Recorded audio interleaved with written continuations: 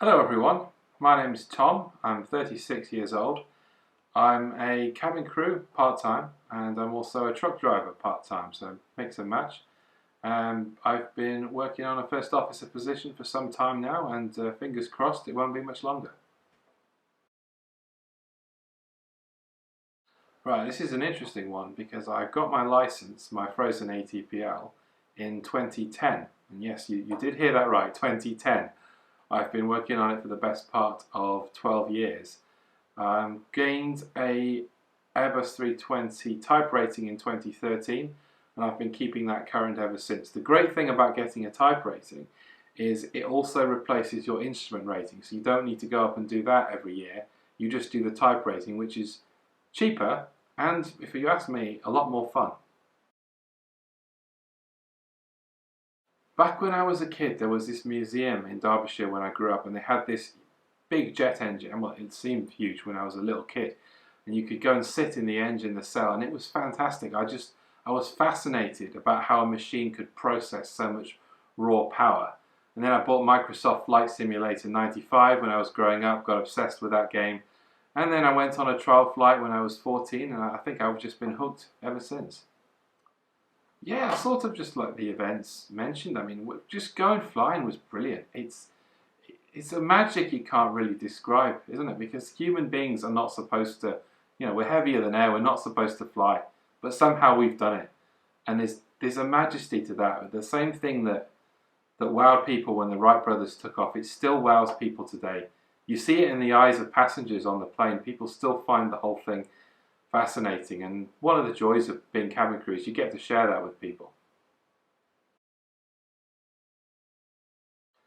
Let's see, at school I said I wanted to be a pilot and they didn't really have much advice for me except to look into various university options, so I did my own research and I decided I was going to go to university first, get some life experience and then do an integrated course when I finished.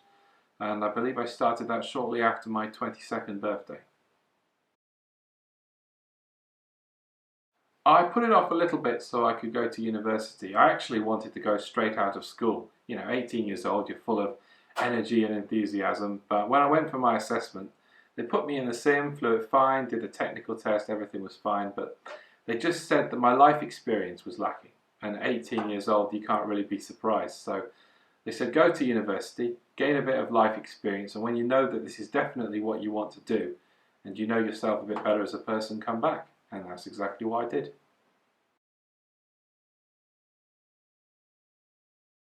This is a different one for me because I didn't do the full PPL. I started it out of curiosity when I was in my teenage years, but I began my integrated ATPL and then went straight to CPL. So we don't actually do PPL. We just study the ground school, get in the plane, do 150 hours of flying, and then get a commercial license straight away.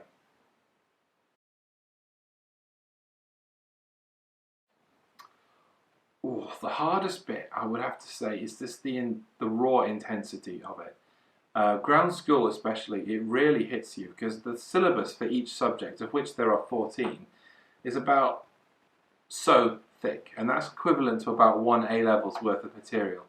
And you have to learn 14 of those in the space of 6 months. That's a lot of study. So you need to be passionate about it, but even then, the passion alone won't get you through. You need to be disciplined and you need to lean on others for support as well. But that's also a good thing. The camaraderie in flight school is something I'll never forget.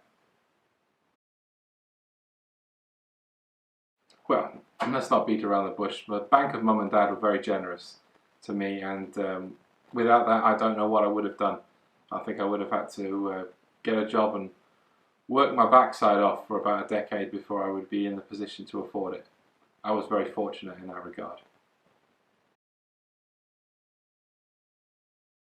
Well, it was certainly difficult, no question there. I think it's everyone's got their own personal motivation, haven't they? Mine was, it was almost like the fear of failure, the fear of ultimately not doing what you want to do. It evokes that fear of death, that primitive response in any human being, and it really does motivate you to get up at 6 in the morning when there's freezing fog outside and your room's cold and you don't need to get up at 6, but you know you have to get your breakfast in, go to the gym, do some studying before your whole day starts. I think it was that fear that drove me to succeed, and that also there was a little bit of determination that I wanted to prove some of my teachers wrong, who scoffed at me when they said that I couldn't be a pilot. Oh, the most enjoyable thing. Well, it certainly wasn't the ground school, I tell you that. Um, I think it came down to this one point when I was doing solo navigation, and the course is intense throughout. But when there's a point where I'm flying on my own and I'm going between two waypoints, they're about 50 miles apart, and I set the heading, correct it for wind, trim the plane out, start the stopwatch, and then halfway through I do the check to see where I am, and I realised I'm exactly where I'm supposed to be. And there was just that kind of moment where I went, holy hell, it works. Like it's all gone into my head. I can actually fly this plane. I'm in charge of this plane. And I think I actually reclined a little bit in my seat as I felt the weight of all those years of pressure lift from my shoulders slightly. And that was the moment where I thought, yeah, I can do this. This is 100% me.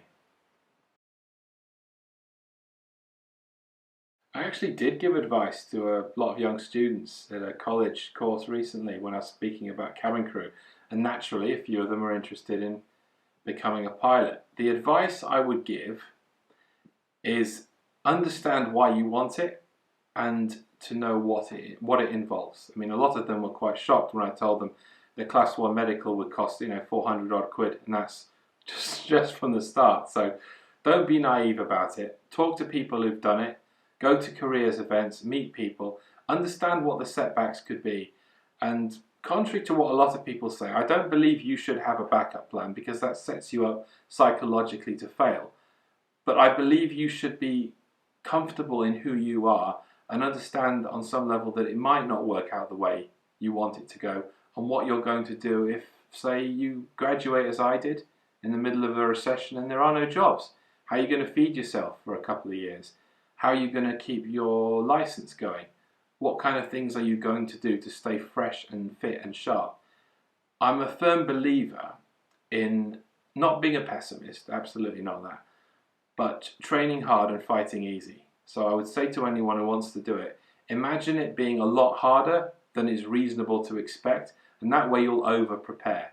And then you'll be like, oh, this is actually quite straightforward. It's much better to be over prepared than caught with your trousers down thinking, oh God, I've not done my homework today.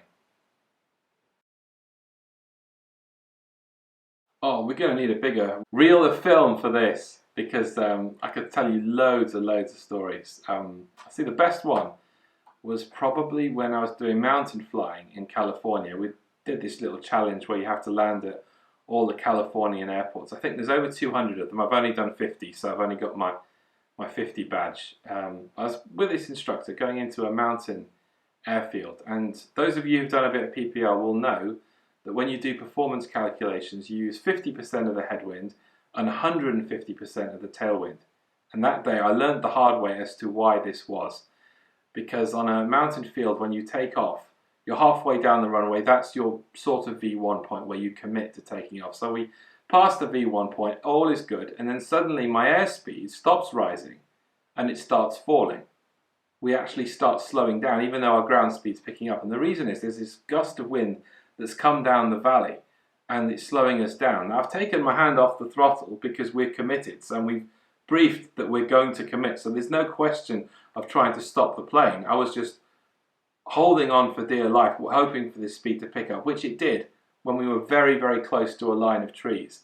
So just instinctively, I pitched straight up for VX, not VY, because we want the best angle of climb in this situation. And it was a close call. My instructor was a little bit scared, so it was pretty close. But yeah, that was a day that taught me a lesson. You don't mess around with margins. We put a little notice in the local directory, like warning: this field is not for novices, and beware of tailwinds, because it was one of these unique places where you go in one way and then you come out the same way because of the way the valley is shaped. So yeah, that was my near-death experience. Might go in with a more powerful engine next time. So for the young people, I would say this: the most important attribute to being a pilot, and some people will debate me on this, feel free to add your opinion in the comments section, is how well you can get on with someone when you're locked in a small box with them for 10 hours at a time. People skills are key. So make sure you're a sociable person. Make sure you can approach and have a conversation with people and get on with them and make friends, because that element of CRM is far more useful than technical skills. Technical skills can be taught. Knowledge, you can get a book and learn it. But people skills are something you have to practice and keep consistent. And the more people you know, the easier it'll be getting a job and the better you'll feel about it. That's what I'll say to the young people. To the older people, I don't need to patronize you with that. You've probably already figured that out. What I will say to you is, like myself, you're not too old. Don't listen to all these people who tell you you're too old. There are people who get in their late 40s. You know, it doesn't matter. Traditionally, in the old days, you'd have to do a lot of other work for the airline before they'd even think of putting you in the flight deck. So don't let age put you off. If it's what you want to do, for God's sake, go ahead. Go ahead and do it. That's it. That's all I got. Do it. Amazing.